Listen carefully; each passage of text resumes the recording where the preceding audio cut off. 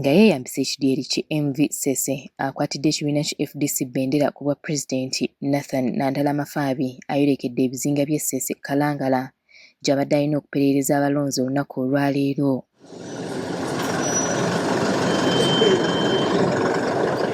Ono ku lubalama atuuseewo ku ssaawa 5 ez'okumakya ng'awerekeddwako abakulembeze mu kibiina kino.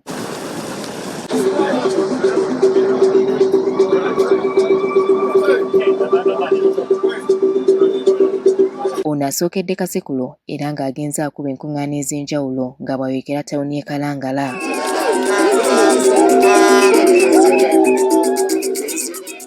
Abatuuze abawangalira ku bizinga bino ekigulira Magala eddiba basinga kukijja mu kuvuba kw'ossa n'okulima ebinazi.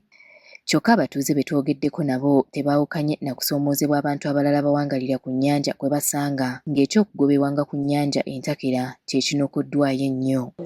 Mulayisi omala kuba kicuba ng'ogenze n'olima n'okuba ekicuba n'okuŋŋanya mpola akasente k'ofunye n'okagulamu obutimba bw'oguza obutimba oba tobubbye obugula mu ggwanga naye oluvannyuma ennyo ate ne bakukwata ne bakukuba ne bagamba nti akatimba k'ova sika amateeka abaana basoma oyina abaana oyina famire nebbo bennyini be baleka bali abakola obutimba ne babuweereza obwenvu bembi ate ne bamala ne babukwata ne babwokya kati omuntu wa wansi asigala mwavu. Bano bagamba nti ekya gavumenti okubatuntuza nga buli lukya ku nnyanja bawulira bakikooye. Gavumenti enyigiriza omuntu asembayo wansi n'egaana okukwata ababayingiza obutimba mu ggwanga. Kyokka bo abalimi b'ebinazi nabo tebalina mawulire malungi yadde.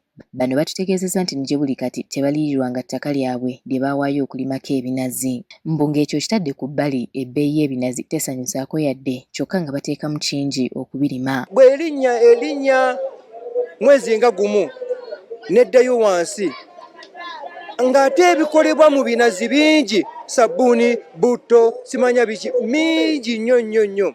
Nandala bano abawadde gaabwe nti singa babeera baagala okufuna mu ntuuyo zaabwe bakole ebibiina by'obwegassi olwo bwe banaafuna mu binazi byabwe.